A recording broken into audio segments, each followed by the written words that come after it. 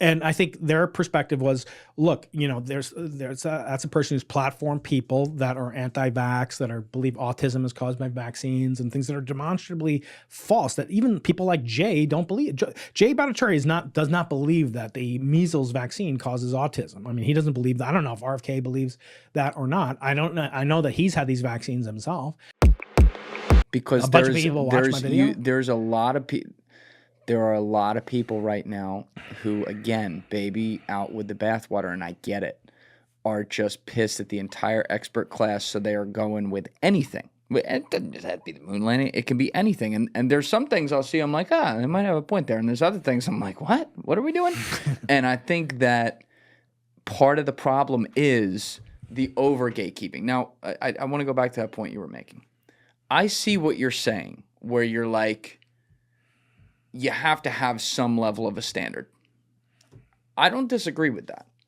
The problem is the gatekeeping in the past 10 years in society got to such an insane level that it was shutting out people like Jay Bhattacharya. Right. And stuff like that. Which is why I had him on my show. That's right. But he's also a legitimate scientist. Yes, and he also believes in peer review, by the way. That's true. He also believes in replication. He believes in double-blind studies. He believes in vaccines. He believes in a lot of things that even the more fringe people in the RFK camp maybe would take issue with, which is a reason that I actually have some more confidence in RFK, right? He's allowing to be, into the kind of national health discussion, people, Jay wouldn't have been promoted to NIH chair if it wasn't, if RFK, basically nixed it, right? So I give RFK some credit for that. I think he's asinine about certain other things scientifically, and I'd have him on. I'd have him on in a second. I know that would make people mad. I have people from my funding agency say, "Why do you have on? Why did you go on Rogan?" Funding agency? I have funding agencies like National Science Foundation, other things, that were upset when I went on Joe Rogan. They were upset you went on Joe Rogan, where every fucking great physicist in the world has been on that show. I don't think every great physicist a lot of has them. Been on there. Not everyone. There's been a couple of great physicists, but he's on a great number of people that are out there and completely unscientific.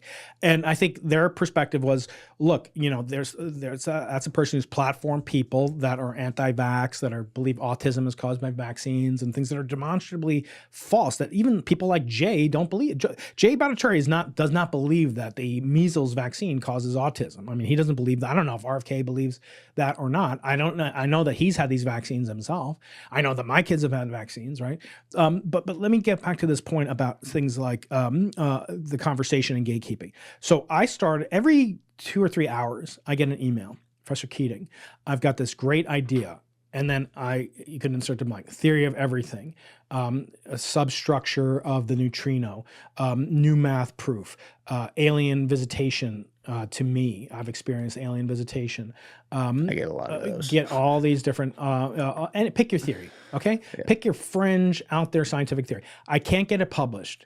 I tried this archive, which is a public domain, but it's actually moderated, so it's almost impossible for non-academic, people that don't have .edu email addresses, which if you have one, you're guaranteed to win one of these meteorites. So go to briankeating.com/edu, because I love to support young academicians. I'm actually having a new book come out about how to succeed as a graduate student, as a scientist in training, that's coming out in September.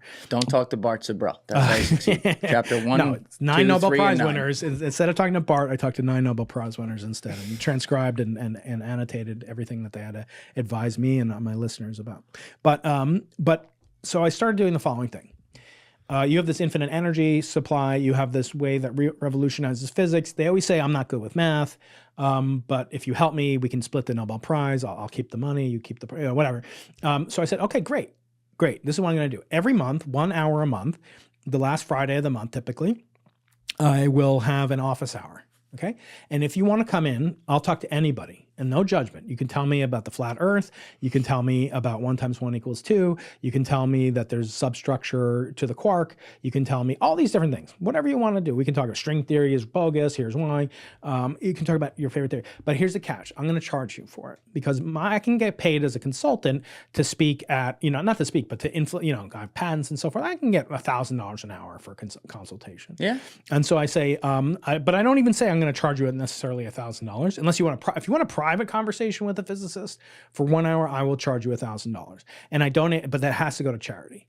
Okay, so I say you have to donate to a charity of my choice, which is usually That's cool. There's a food bank. It's terrible. At UCSD, we have people that are food insecure. In other words, students that can't afford to pay tuition and to pay for food. So that's called the Triton Food Pantry. Look it up. I'm a big supporter of them. So I say donate $1,000 to the Triton Food Pantry. I don't get a penny of it. Or you can join for an hour. If you can't come to the, if that's too much for you, fine. You can join my Patreon and so forth. You pay $19.99 a month for membership on my YouTube channel, and then you have an hour with me. And you got to lock them in for a year. You got to lock them in. Well, I don't do it. I just say you just do it for once. Right. Okay. Lock them in for a year. So we'll talk about merch later on, Julian. Okay. So you know how many people take me up on that? Remember, this is world changing. 4. Yeah. I had 4 people on last time. And I make it totally accessible. I don't record, unless they want me to record. I recorded one of them once because people have these ideas about, the universe is a plasma or the Big Bang never happened. That's another big one that people want to talk to me about. I'm wrong about the Big Bang. My whole life career is a waste of time. So people won't put their money where their mouth is. Remember, capitalism always wins, despite what Zorhan wants us to believe. The mayor, Zorhan, Has v'shalom, we say.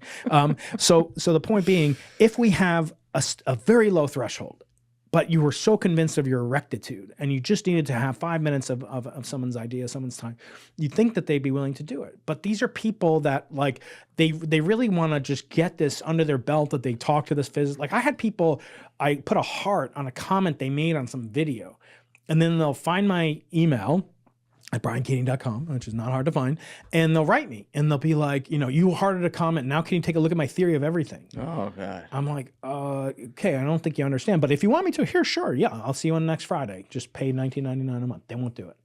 You want a private audience? $1,000 to food pantry at UCSD. They don't do it. So I don't think these are fundamentally serious people, nor do I think they're capable of changing their mind. I've never had one. I get this a lot lately too. I've put my theory into Grok or ChatGPT, and it came out no objections given whatsoever. It's like that's like asking your mother, like, did I do a good job on the podcast, mommy? No, it's not. Well, my mom would be like, no, you screwed up. My mom would be like, you did this wrong, you did that wrong.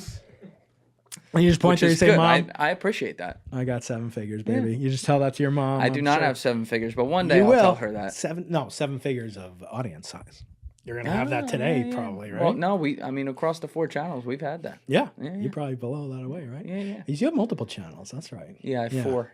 Well, I have 5 technically, but the 5th is a test channel. That's way too much. But you're going to hit 1 million on the main one, right? That's the one I'm at. Would you rather have 5 with only 500K subscribers forever, or would you rather have 1 with 1 million subscribers? 5 with 500K. Really? Yeah. Even though there's almost because I could do different, and that's just because of how YouTube works. I don't like this. Mm-hmm. YouTube likes specific content. So if I do 3-hour episodes on a channel, that's not the channel that they want me to put out 15-minute clips on. Right. Now there's guys like Chris Williamson's amazing. Like he's made it work. Yeah. He did that from the beginning and made that bet. So there are exceptions to it. You can do it, but it didn't work when we were trying it. And when we moved to making that like specific type of content, for example, like 8 to 15-minute content, a second channel. Yeah, that's great. Yeah. That one took off, but did the main one take off because of that? It helped the main one for sure. Mm-hmm. Yeah, it doesn't. They keep them separate. Mm-hmm. It's not like you're inextricably linked in the algorithm between the two, but it helped, and it does help for sure. Great. I can see it when we get residual, like when we're making a bunch of clips and Alessi's cooking stuff that does well for an episode, it will residually push back onto the main episode. Not as much as I think it should, but like you take it where you can get it, man. You know what I mean? Thank you guys for checking out this clip. If you haven't already subscribed, please subscribe and hit the like button on this video. It is a huge, huge help. And if you'd like to check out this clip's full podcast episode, that link is in the description below or right here. And finally, you can follow me on Instagram and X by using the links in my description below.